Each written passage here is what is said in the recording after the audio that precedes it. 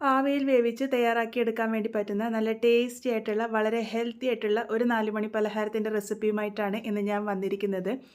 ക്യാരറ്റും കുറഞ്ഞ ചേരുവകളും ഉപയോഗിച്ച് വളരെ സിമ്പിളായിട്ട് തയ്യാറാക്കിയെടുക്കാൻ വേണ്ടി പറ്റുന്ന ഈ ഒരു പലഹാരം എങ്ങനെയാണ് ഉണ്ടാക്കുന്നതെന്ന് നോക്കാം. അതിന് മുന്നേയായിട്ട് എൻ്റെ ചാനൽ ആദ്യമായിട്ട് കാണുന്നവരാണെങ്കിൽ ഞാൻ ഇടുന്ന വീഡിയോസ് ഇഷ്ടമാവുന്നുണ്ടെങ്കിൽ ചാനലൊന്ന് സബ്സ്ക്രൈബ് ചെയ്ത് സപ്പോർട്ട് ചെയ്യാൻ മറന്നു പോകല്ലേ. സബ്സ്ക്രൈബ് ചെയ്യുമ്പോൾ തൊട്ടടുത്ത ബെല്ലൈക്കൺ പ്രസ് ചെയ്ത് ഓൾ എന്ന ഓപ്ഷൻ എനേബിൾ ചെയ്യുകയാണെങ്കിൽ ഞാനിടുന്ന വീഡിയോസിൻ്റെ നോട്ടിഫിക്കേഷൻ നിങ്ങൾക്ക് കിട്ടുന്നതായിരിക്കും. ഇതിനായിട്ട് ആദ്യം തന്നെ ഞാനിവിടെ ഒരു മിക്സറിൻ്റെ ചെറിയ ജാർ എടുത്തിട്ടുണ്ട്. അതിലേക്ക് 100 ഗ്രാം ക്യാരറ്റാണ് ചേർത്ത് കൊടുക്കുന്നത്. തൊലിയൊക്കെ കളഞ്ഞ് വൃത്തിയാക്കിയതിന് ശേഷമുള്ള അളവാണ് പറഞ്ഞിരിക്കുന്നത് 100 ഗ്രാം എന്ന്. അത് ഞാൻ മുഴുവനായിട്ടും തന്നെ ഇവിടെ ഇട്ട് കൊടുത്തിട്ടുണ്ട്. ഇതിലേക്ക് 1/2 കപ്പ് വെള്ളം ഒഴിച്ചിട്ട് ആദ്യം നല്ല പോലെ തന്നെ ഒന്ന് അരച്ചെടുത്തിട്ട് വരാം. നല്ല ഫൈനായിട്ട് തന്നെ അരച്ചെടുത്തിട്ട് വന്നിട്ടുണ്ട്. ഇതിലേക്ക് ഇനി ഒരു 1/4 കപ്പ് വെള്ളം കൂടെ ഒഴിച്ച് കൊടുക്കുന്നുണ്ട്, ഒരല്പം കട്ടിയായതുകൊണ്ട്. അങ്ങനെ 3/4 കപ്പ് വെള്ളം ഒഴിച്ച് എടുത്തിരിക്കുന്ന പ്യൂരിയാണിത്. ഏകദേശം 1 കപ്പ് പ്യൂരിയാണ് നമുക്ക് കിട്ടിയിരിക്കുന്നത്. ചെറിയ ചെറിയ ക്യാരറ്റിൻ്റെ കഷ്ണങ്ങൾ ഉണ്ടെങ്കിൽ കുഴപ്പമൊന്നുമില്ല. 1 കപ്പ് പ്യൂരിയും പിന്നെ ഒരു 1/2 കപ്പ് മിക്സറിൻ്റെ ജാറ് കഴുകിയിട്ടുള്ള ആ ഒരു വെള്ളം കൂടെ ഞാനിവിടെ ചേർത്ത് കൊടുത്തിട്ടുണ്ട്. അങ്ങനെ 1/2 കപ്പ് ക്യാരറ്റിൻ്റെ പ്യൂരിയാണ് ഇവിടെ ചേർത്ത് കൊടുത്തിരിക്കുന്നത്. ഇതൊരു പാനിലേക്ക് ഒഴിച്ചു കൊടുത്ത് ഒന്ന് ചൂടാക്കാൻ വേണ്ടി വെച്ചിട്ടുണ്ട്. ഇതിലേക്ക് ഇനി ആവശ്യത്തിന് ഉപ്പ് ചേർത്ത് കൊടുക്കാം. 1/4 ടീസ്പൂണിലും കുറച്ച് കൂടുതലായിട്ടാണ് ഉപ്പ് ചേർത്ത് കൊടുത്തിരിക്കുന്നത്. ഇതിലേക്ക് ഒരു ടേബിൾ സ്പൂൺ ശർക്കര പൊടിച്ചതും കൂടെ ചേർത്ത് കൊടുക്കുന്നുണ്ട്. ഒരു ചെറിയ മധുരം കിട്ടാൻ വേണ്ടിയിട്ടാണ്. ശർക്കര പൊടിക്ക് പകരം നിങ്ങൾക്ക് പഞ്ചസാര വേണമെങ്കിലും ചേർത്ത് കൊടുക്കാവുന്നതാണ്. ഇനി ഇതെല്ലാം കൂടെ ഒന്ന് തിളച്ച് വരണം. ഇതിപ്പോൾ നന്നായിട്ട് തന്നെ ഒന്ന് തിളച്ച് വന്നിട്ടുണ്ട്. ഇതുപോലെ തിളച്ച് വന്നതിന് ശേഷം വേണം നമ്മളിതിലേക്ക് അരിപ്പൊടി ചേർത്ത് കൊടുക്കാൻ വേണ്ടിയിട്ട്. 1/2 കപ്പ് ക്യാരറ്റിൻ്റെ പ്യൂരിയാണ് നമ്മളിവിടെ ചേർത്ത് കൊടുത്തത്. അതിൻ്റെ പകുതി അളവ് അരിപ്പൊടിയാണ് നമ്മൾ ചേർത്ത് കൊടുക്കേണ്ടത്. അപ്പോൾ അതാ 3/4 കപ്പ് അരിപ്പൊടിയാണ് ചേർത്ത് കൊടുക്കുന്നത്. നല്ല ഫൈനായിട്ടുള്ള വറുത്ത അരിപ്പൊടിയാണ് ഇവിടെ ചേർത്ത് കൊടുക്കുന്നത്. നമ്മൾ സാധാരണ പത്തിരിപ്പൊടി എന്നൊക്കെ പറഞ്ഞ് വാങ്ങാൻ കിട്ടുന്ന ആ ഒരു പൊടിയാണ് ഉപയോഗിച്ചിരിക്കുന്നത്. അത് ചേർത്ത് കൊടുത്ത് ലോ ഫ്ലെയിമിലാക്കിയിട്ട് നല്ല പോലെ തന്നെ ഒന്ന് മിക്സ് ചെയ്തെടുക്കാം. നമ്മൾ എത്രയാണോ പ്യൂരി എടുക്കുന്നത് അതിൻ്റെ പകുതി അളവ് അരിപ്പൊടി എടുക്കുകയാണെങ്കിൽ കറക്റ്റ് പാകത്തിന് തന്നെ നമുക്ക് ഈ കൂട്ട് തയ്യാറാക്കി എടുക്കാൻ വേണ്ടി പറ്റും. ലോ ഫ്ലെയിമിൽ വെച്ച് കുറച്ച് സമയം എടുത്ത് തന്നെ നല്ല പോലെ തന്നെ മിക്സ് ചെയ്തെടുത്തിട്ടുണ്ട്. ഇതിപ്പോൾ പാനിൽ നിന്നൊക്കെ നന്നായിട്ട് റിലീസായിട്ട് വന്ന് പാകത്തിന് റെഡി ആയിട്ടുണ്ട്. ഇതിൻ്റെ ചൂടൊക്കെ ഒന്ന് ആറി വരാൻ വേണ്ടി ഞാനിവിടെ മാറ്റി വെച്ചിട്ടുണ്ട്. ചൂട് നല്ലപോലെ ആറി വന്നതിന് ശേഷം നമുക്കിത് നല്ല പോലെ തന്നെ ഒന്ന് കുഴച്ചെടുക്കാം. നല്ല സോഫ്റ്റ് ആക്കി എടുക്കാൻ വേണ്ടിയിട്ടാണ് ഇതുപോലെ കുഴച്ചെടുക്കുന്നത്. അപ്പോൾ അതാ നല്ല സോഫ്റ്റ് ആയിട്ടുള്ള നമ്മളുടെ കൂട്ട് ഇവിടെ റെഡി ആയിട്ടുണ്ട്. ഈ ഒരു പാകത്തിനാണ് നമ്മളുടെ കൂട്ട് ഉണ്ടാവേണ്ടത്. ഇനി ഇത് എങ്ങനെയാണ് ഷേപ്പ് ചെയ്തെടുക്കുന്നതെന്ന് നോക്കാം. ആദ്യം തന്നെ ഇത് ഏത് പാത്രത്തിലാണോ ആവിയിൽ വേവിച്ചെടുക്കാൻ വേണ്ടി പോകുന്നത് ആ ഒരു പാത്രം നല്ലപോലെ ഒന്ന് നെയ്യ് തടവിയെടുക്കുക. നെയ്യോ എണ്ണയോ തടവിയെടുക്കാവുന്നതാണ്. ഇതുപോലെ തടവിയെടുത്തതിന് ശേഷം കയ്യിലും കുറച്ച് നെയ്യൊന്നാക്കിക്കോളൂ, കയ്യിൽ പറ്റിപ്പിടിക്കാതിരിക്കാൻ വേണ്ടിയിട്ട്. കുറച്ചൊന്നാക്കിയതിന് ശേഷം ചെറിയ ചെറിയ ഉരുളകളാക്കി എടുത്ത് ഉരുട്ടിയെടുക്കുകയാണ് ചെയ്യുന്നത്.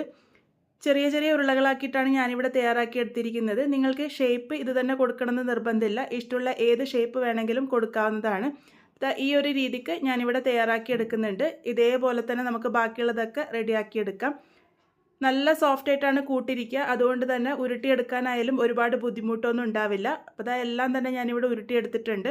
ഇനി ഇത് ആവിയിൽ വേവിച്ചെടുക്കാനാണ് പോകുന്നത്. അതിന് വേണ്ടിയിട്ട് സ്റ്റീമറിൽ കുറച്ച് വെള്ളം ഒഴിച്ചിട്ട് ഞാനിവിടെ നേരത്തെ തന്നെ ആവി വരാൻ വേണ്ടി വെച്ചിരുന്നു. ആവി നല്ലപോലെ വന്നതിന് ശേഷം ഈ ഒരു പാത്രം ഇറക്കി വെച്ച് കൊടുക്കുക. അടച്ച് വെച്ച് ഒരു 10 മിനിറ്റ് നേരത്തേക്ക് നല്ലപോലെ ഹൈ ഫ്ലെയിമിൽ ആവി കയറ്റിയെടുത്താൽ മതി. ആ ഒരു സമയമാകുമ്പോഴേക്കും കറക്റ്റ് പാകത്തിന് വെന്ത് വന്നിട്ടുണ്ടാകും. ഇപ്പോൾ ഇതാ 10 മിനിറ്റ് ഹൈ ഫ്ലെയിമിൽ നല്ല പോലെ തന്നെ ആവി കയറ്റി എടുത്തിട്ടുണ്ട്. ഒക്കെ തന്നെ നന്നായിട്ട് വെന്ത് വന്നിട്ടുണ്ട്. ഇതിൻ്റെ ചൂടാറാൻ വേണ്ടിയിട്ട് നമുക്ക് മാറ്റി വയ്ക്കാം. ഇതിങ്ങനെ തന്നെ കഴിക്കാവുന്നതാണ്. ഇതിൻ്റെ രുചി ഒന്നും കൂടെ കൂടാൻ വേണ്ടിയിട്ട് തേങ്ങയൊക്കെ ഇട്ടിട്ടുള്ള നല്ലൊരു മിക്സ് തയ്യാറാക്കി എടുക്കുന്നുണ്ട്. അതിനായിട്ട് ഒരു പാനിലേക്ക് 1 ടീസ്പൂൺ നെയ്യാണ് ചേർത്ത് കൊടുത്തിരിക്കുന്നത്. നെയ്യ് ഒന്ന് ചൂടായി വരുമ്പോൾ അതിലേക്ക് 1 കപ്പ് തേങ്ങ ചിരകിയത് ചേർത്ത് കൊടുക്കാം. എന്നിട്ട് ഇതൊന്ന് മിക്സ് ചെയ്തെടുക്കാം. ഇതിൻ്റെ കൂടെ തന്നെ ഞാനിവിടെ 1 ടേബിൾ സ്പൂൺ വെളുത്ത എള്ളും കൂടെ ചേർത്ത് കൊടുക്കുന്നുണ്ട്. വെളുത്തതോ കറുത്തതോ ആയിട്ടുള്ള എള്ള് ഉപയോഗിക്കാം. ഇനിയിപ്പോൾ എള്ള് വേണ്ടാന്നുണ്ടെങ്കിൽ സ്കിപ്പ് ചെയ്താലും കുഴപ്പമൊന്നുമില്ല. ഇനി ആ ഒരു തേങ്ങയും എള്ളും ഒന്ന് ചെറുതായിട്ട് മൂപ്പിച്ചെടുക്കുകയാണ് ചെയ്യുന്നത്. കളറൊന്നും മാറി വരേണ്ട ആവശ്യമില്ല. ഒന്ന് ചെറുതായിട്ട് മൂപ്പിച്ചെടുത്താൽ മാത്രം മതി. അപ്പോൾ ഇതുപോലെ ഒന്ന് ചെറുതായിട്ട് മൂപ്പിച്ചെടുത്തിട്ടുണ്ട്. ഇനി ഇതിലേക്ക് മധുരത്തിന് പാകത്തിന് ശർക്കര പൊടിച്ചതാണ് ചേർത്ത് കൊടുക്കുന്നത്. ഞാനിവിടെ 1 കപ്പ് ശർക്കര പൊടിയാണ് ചേർത്ത് കൊടുത്തിരിക്കുന്നത്. നിങ്ങൾക്ക് മധുരം കുറച്ച് മതിയെന്നുണ്ടെങ്കിൽ കുറച്ച് ചേർത്ത് കൊടുത്താൽ മതി. അതിലേക്ക് ഒരു 1/4 കപ്പ് വെള്ളം കൂടെ ചേർത്ത് കൊടുത്ത് നല്ല പോലെ തന്നെ ഒന്ന് മിക്സ് ചെയ്തെടുക്കുന്നുണ്ട്. ഇനി ഈ ഒരു ശർക്കരയൊക്കെ മെൽട്ടായി വന്ന് തേങ്ങയായിട്ട് നന്നായിട്ട് യോജിച്ച് വരണം. ലോ ഫ്ലെയിമിൽ വെച്ചിട്ട് ഒരു 5 മിനിറ്റ് നേരത്തോളം ഞാനിവിടെ നന്നായിട്ട് തന്നെ ഇതൊന്ന് വഴറ്റിയെടുക്കുന്നുണ്ട്. ആ ഒരു ശർക്കരയും തേങ്ങയും നന്നായിട്ട് യോജിച്ച് വരണം. ഏകദേശം ലോ ഫ്ലെയിമിൽ വെച്ചിട്ട് 5 മിനിറ്റ് നേരത്തോളം ഞാനിവിടെ നല്ല പോലെ തന്നെ കുക്ക് ചെയ്തെടുത്തിട്ടുണ്ട്. ഇപ്പോൾ ദാ അത് നന്നായിട്ട് യോജിച്ച് വന്നിട്ടുണ്ട്. തേങ്ങയും ശർക്കരയും ഒക്കെ തന്നെ നന്നായിട്ട് യോജിച്ച് വന്നതിന് ശേഷം ഇതിലേക്കൊരു 1/4 ടീസ്പൂൺ ഏലക്കാപ്പൊടി കൂടെ ചേർത്ത് കൊടുക്കുന്നുണ്ട്. നല്ലൊരു ഫ്ലേവറിനായിട്ടാണ് ഏലക്കാപ്പൊടി ചേർത്ത് കൊടുക്കുന്നത്. നിങ്ങൾക്ക് വേണ്ടാന്നുണ്ടെങ്കിൽ ഒഴിവാക്കിയാലും കുഴപ്പമില്ല. ജീരകപ്പൊടി ചേർക്കണമെന്നുണ്ടെങ്കിൽ ഈ ഒരു സമയത്ത് അതും ചേർത്ത് കൊടുക്കാവുന്നതാണ്. എല്ലാം കൂടെ നന്നായിട്ടൊന്ന് മിക്സ് ചെയ്തെടുത്തതിന് ശേഷം നമ്മൾ നേരത്തെ തയ്യാറാക്കി വെച്ചിരിക്കുന്ന ക്യാരറ്റിൻ്റെ കുഞ്ഞു കുഞ്ഞു ഉരുളകൾ ഇട്ട് കൊടുക്കാം. നന്നായിട്ട് തന്നെ ചൂടാറി വന്നതിന് ശേഷമാണ് ഞാനിവിടെ ഡീമോൾഡ് ചെയ്ത് എടുത്തിരിക്കുന്നത്. നല്ല സോഫ്റ്റ് ആയിട്ടാണ് ഈ ഒരു ഉരുളകൾ ഇരിക്കുന്നത്. ഇത് നമുക്ക് മുഴുവനായിട്ടും തന്നെ ഇതിലേക്ക് ഇട്ട് കൊടുത്ത് ഏറ്റവും ലോ ഫ്ലെയിമിൽ വെച്ചിട്ട് തന്നെ നന്നായിട്ടൊന്ന് മിക്സ് ചെയ്തെടുക്കാം. ഇതിനി ആ ഒരു ശർക്കരയുടെ ആ ഒരു സിറപ്പിൽ കിടന്ന് ഒന്ന് നന്നായിട്ട് യോജിച്ച് വരണം. ലോ ഫ്ലെയിമിൽ വെച്ചിട്ട് കുക്ക് ചെയ്തോളൂ. ആ ഒരു വെള്ളത്തിൻ്റെ പറ്റിപ്പില്ലേ, ആ ഒരു പറ്റൊക്കെ മാറി നല്ല ക്രീമി പോലത്തെ ഒരു ടെക്സ്ചറിലേക്ക് വരും. ആ ഒരു സമയം വരെയാണ് ഇത് കുക്ക് ചെയ്തെടുക്കേണ്ടത്.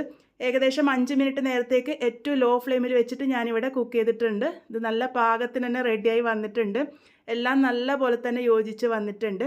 അപ്പോൾ വളരെ ടേസ്റ്റി ആയിട്ടുള്ള നമ്മുടെ പലഹാരം ഇവിടെ റെഡി ആയിട്ടുണ്ട്. നമ്മളിന്ന് തയ്യാറാക്കിയിരിക്കുന്നത് ക്യാരറ്റ് ഉപയോഗിച്ചിട്ടുള്ള കുഴക്കട്ടയാണ്. അതിൻ്റെ രുചി ഒന്നുകൂടെ കൂടാനായിട്ട് തേങ്ങ കൊണ്ടുള്ള ഒരു കവറിങ്ങും കൂടെ ചെയ്തെടുത്തിട്ടുണ്ട്. നല്ല സോഫ്റ്റ് ആയിട്ടാണ് നമ്മളുടെ ഉരുളകൾ ഇരിക്കുന്നത്. അത് നിങ്ങൾക്ക് കാണുമ്പോൾ തന്നെ മനസ്സിലാകുന്നുണ്ടാകും. അപ്പോൾ എല്ലാവരും എന്തായാലും ട്രൈ ചെയ്ത് നോക്കൂ. ട്രൈ ചെയ്ത് ഫീഡ്ബാക്സ് ഒക്കെ പറയാൻ വേണ്ടി മറക്കരുത്. വീണ്ടും ഒരു നല്ല റെസിപ്പിയുമായി കാണാം.